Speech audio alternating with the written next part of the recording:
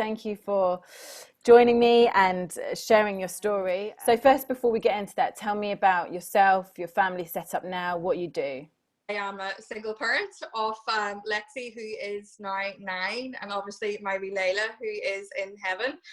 And at the minute, what do? I have just written the book, and I am kind of enjoying lockdown, enjoying the slower pace of life, but just enjoying telling people that, love wins. So you live in Northern Ireland, and that is a place that recently is abortion legalised up to birth. If there is a prenatal diagnosis of a disability. So 7 years ago, you were carrying a baby with a life-threatening condition, and you went through an extremely frightening, traumatic time. What happened? While I was pregnant, I just woke up one morning and it felt like the whole world was collapsing in on itself. And I fell out of the bed and I literally couldn't move. I couldn't walk. I was vomiting nonstop. The pain in my head was unbelievable. To cut a very long story short, I was diagnosed with hydrocephalus, which is extra fluid on the brain. And they had told me that I was going to need emergency brain surgery. But also then coincidental, at the same time, I was having the scans, the baby scans then, to check on the pregnancy in relation to me potentially having emergency brain surgery. And that was when they then discovered that the child that I was carrying, that she had congenital diaphragmatic hernia, which carried then a 20 to 30% survival chance. And, in that time, it was just like everything in my world just completely shook and crumbled, because I had already had a healthy pregnancy. I had already had a good experience. I wasn't expecting to get hit with this. I had never been sick in my life up until this. There had been no warning signs. There was nothing leading up to this. It was just in one day, my life completely changed. Wow. Gosh, so when you found out that news, what were your initial thoughts? I was really numb, to be honest with you. I was just so shocked, so stunned. And the only information that I was given in the hospital was that your baby has this condition. She's a 20 to 30% survival chance. It doesn't really look good. You've got this condition. It doesn't look good for you either, but away you go. And, we'll see you at the next appointment. That was it. That was like all I was given. So I did what everybody does. I tried not to freak out. I went home and I started Googling, which is always the worst thing you can do in any situation, but we do it. And you were seeing the worst case scenario for everything, and I was just holding my breath. I think I held my breath in that moment, and I only recently learned to breathe again, if I'm honest, in the last couple of years. And it was just so manic. Nobody can ever prepare you for this. Nobody writes the book on these things of how to deal with it, and you don't know how you're going to respond until you're there either. But there was something that was inside of me. There was just something that kept on telling me that was not how my story was going to end. And so you said that there was a total lack of compassion from the very get-go, as soon as you'd had this diagnosis. Why do you think that was? Well, they immediately then they came to me and they offered me a medical termination. And I'll be honest, prior to me being in this situation, in the past, I have had friends that have had abortions, and I was always in the place of, okay, yeah, it's just your choice. Whatever you want to do, that is okay, and I will pat you on the back. But I had never been in a place where I had to make that informed, educated decision about my own child. This was a different time, because this was my own baby that this was going to happen to. And even though up until that point I had never really known exactly what happens in an abortion, I was actually lying in the neurosurgery ward, and I started looking in, and it was like, right, okay, they're offering me an abortion. What is an abortion? What does it mean? And when you look at this up, and when you actually see what happens to that baby, immediately I was like, there's no way am I going to allow anybody to do that to any child of mine. I just couldn't. I couldn't, because I knew that I had a life that was growing inside of me. I'm her parent and I'm her mother, and I'm the one that's here to love her. Then I'm going to do that for as long as I can, as much as I can, to the best that I can. And so I turned down the abortion on that instance, and then they came back to me again and they were like, Stephanie, you're really, really ill. You know, we don't even know if you're going to make it, you know, each day. And we want you to go and have this medical termination, and, you know, you can just remove the fetus, and, you know, then you can go have your brain surgery and you'll be okay. But nobody was telling me, you know, all right, well then, if that's okay, if you can just remove my fetus, and, you know, who's going to help me deal with the emotional impact of the fact that I have just consigned my child to death? Who was going to help me deal with a lifetime of what ifs? What ifs? Because they get it wrong so many times. They do get it wrong so many times. But they wouldn't answer the difficult questions. They just walked off. And then they came back to me on the third time and they offered me the abortion again. And not being a Christian woman at the time, I gave them an answer to make sure that they wouldn't ask me it again. But, you know, from then at that point, I was like, do you know what? I'm in this fight on my own, because they were huffing and tutting with me, and they were clearly really, really annoyed that I wouldn't take this abortion, and very, very flippant and dismissive of me. And which is a terrifying place to be in. You're in this place, you've got 5 million thoughts, questions going through your head at the one time. I'm not a doctor. I don't know the answers to everything. All I know is I'm a mother, and I had a life inside me, and I was in the fight of my life. And all I knew then was that those doctors, they were not going to help me in that aspect whatsoever, because I was going to, you know, waste their time and waste hospital services by trying to, you know, carry this child, which potentially had a 30% survival chance. My goodness, that is more than worth a fight. And I fought. Well, I can't imagine being faced with that kind of pressure. So as you said, the survival rate was 20 to 30%. Was there a point where you thought, you know what, I really just don't think this pregnancy is worth carrying through? So these 3 incidents where it's actually between the say 22 weeks and up to 30 weeks, then that they were wanting me to go through for the medical abortion. But I just, you know, of course there was times that, especially when I was in so much pain, and I do have another daughter, and of course all the doubts, all the questions were going through my mind. You know, am I doing the right thing? You start to doubt yourself, because I was my only cheerleader. Nobody had a good word to say. Nobody had a word of, you know, comfort for me. There was no other stories out there that I could see of people who have been through something similar. And, you know, there was just me, and I had so many questions, which is also why I would never judge anybody who has been in those shoes and has had an abortion, because I know the fear, I know all the questions, and I know the guilt that you'll put yourself through. But you know, in that time, in that moment, I just knew, and literally all I just kept saying was that love wins, and all I had to do was just love her as much as I could for as long as I could, however long that was going to be. And I was prepared to then just push through whatever was going on with me. Nothing was going to stop me from just loving my baby.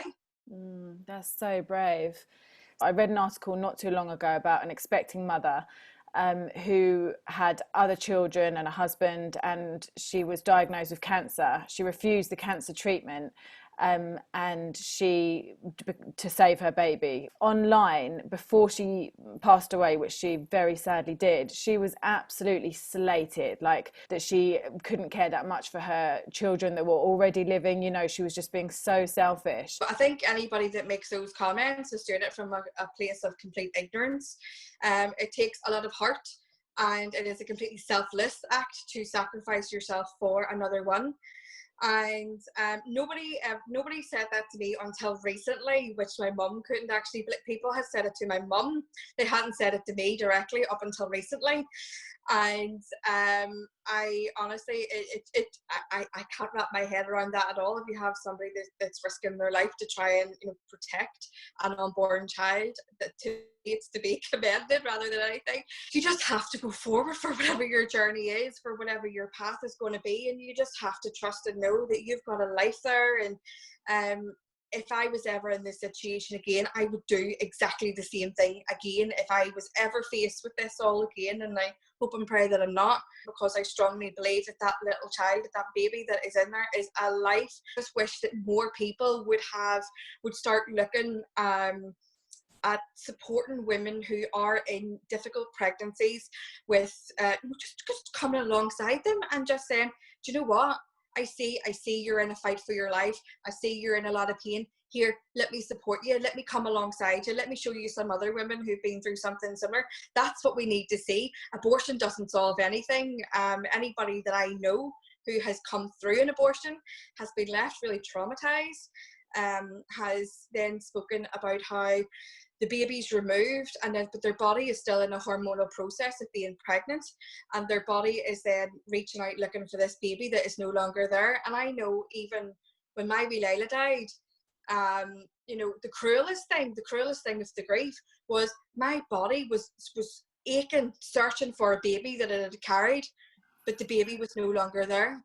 And that is also the same with abortion. And the pro-choicers, the pro-aborts, and the medical staff, they're not given the ugly side of it. It's not a solution, but what it is doing is it's robbing women of their chance to make memories with those babies. And see, if I hadn't have pushed through that fight, I wouldn't have the pictures that I have now. My daughter, my other daughter, got to meet her, and because she's got her own grieving process as well, and she's able to say, I met my sister, even though she doesn't remember because she was so wee. She can remember. We have photos. Like, I know that every time when I held my child and I looked at her and we kissed her head, she opened her wee eyes, wee Layla, and she knew she was loved, and that is a precious memory to me. But if I had taken that abortion, I would have had my brain surgery, but I would have been robbed of a lifetime of that memory, of that comforting thing for when it was my grief. And that is what women need to know, is that, the medical staff, and they all may well be meaning the best of things, and they may have the best intentions, but they maybe don't have that practical experience. They've maybe never been in that place where they've had to make the decision themselves, and they're not going to tell you about the horrors or the tough side of abortion afterwards. They're just going to try and get you through a process, and that's what we need people to talk about. Honestly, just wish that we could just change the whole narrative around women who are in difficult pregnancies and just help them, just be a support. And if you don't have something nice to say, don't say it. Just from the women that I've spoken to, I've never heard anyone say, like you've just said, that after the baby is taken out, then their body is like almost still looking for the baby. Like that's horrific, and you must have experienced that. Gosh, very, very physically, being so late on. I guess you've kind of already answered this, but if someone approached you and said, is it fair to bring her into the world when she is going to be severely disabled? She's not going to get the enjoyment of life that you and I would have. Is it fair to make someone suffer when you know their future? I know. Well, you see, one of the first things I did was I tracked down a charity for the condition, CDH UK, and I would advise that to anybody that gets a diagnosis of any kind, not even just prenatally, even in your own body. Go find the charity, go find the people that are walking that path. But I did the same thing, and there were lots of children with the same condition that had normal lives. There were some that had, that did have issues, but they weren't, it certainly wasn't the life worth, they were fine basically, they would have breathing problems or different other things, but you need to go and find the people who are already walking your path, and just make that information, get that information, but prepare yourself for the journey and the road ahead, and start tooling yourself up, and set yourself up to succeed type thing. Get the information, arm yourself, but it also helps your mental state as well, because when you're forewarned is forearmed as well, and you're ready to just take it on. A lot of people that were around my life, that were in my life, they just sort of disappeared at this point. Wow. Yeah, because a lot of people, they don't know what to say, they don't know what to do, so they just kind of take a step back. So I really was alone, and then the only other people then was the medical staff, and occasionally you would have had a nice nurse, that would have put the arm around you and, be like, oh, you'll be okay, love, you'll be okay. But for the majority, it was just like, right, so now you're 32 weeks pregnant, so that's potentially another 8 weeks you're going to have to go before you can have the surgery that you need. You know, anything can happen in that time, Stephanie. Anything could happen in that time. And I'm like, yeah, I could have a baby and we could be totally fine. That's what could happen, and that's what I'm going for. Yeah, right. And so the you said that, you know, once you'd educated yourself on abortion and the reality of it, that's what made you so against it. So that was, what was that? Videos, pictures, just Yeah, descriptions? again, Google. I'm not working for them or anything. You know, it's what you do. It's just because I was right there in that moment, and I was like, right, I'm gonna look at this. I'm gonna see what this is. I'm gonna think about this. And when I just looked at it, I was like, I was just so horrified, and I thought back then to friends over the years who've had abortions at different levels and different ways, and I thought about how many of them that I had consoled, you know, like usually on nights out or, you know, in their apartments or whatever. And I just thought, I was just really sad, because then I had the realization of, you know, maybe where they had been, what they had gone through, but also that I was completely ignorant of the actual process. And you know, there's a lot of material out there, and it's not the nicest to look at, but you need to, because you need to know what choice you're making. You need to know what it is that you're agreeing with. You need to know what it is that you're supporting. Certainly, even recently, the way you're seeing the studies that are coming out to say that the unborn feels pain more than you know, when they're outside the womb. Like, that to me is just, at that point, that should be like, nobody should ever be wanting to go for an abortion, because I cannot reconcile even the thoughts of just lying for a medical procedure and knowing what was going on. There, no way. I just could not do it. I literally would rather have brain surgery wide awake with no brain leave than allow a child of mine to be, you know. That's my next point. At 30 weeks pregnant, you finally underwent the brain surgery.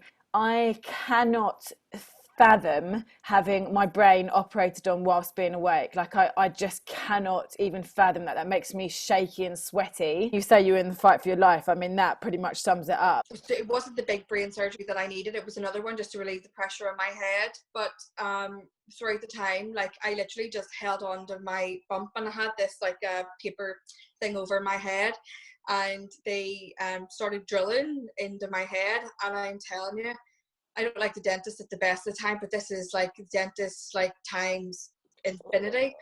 And they were drilling in through my head, and I literally could feel the trickles of blood just running down my face. And I literally just held on to my bump, and I wasn't even a Christian then. I was just praying, and I was just like, God, I don't even know if you're real, but I am telling you now, please just save my baby.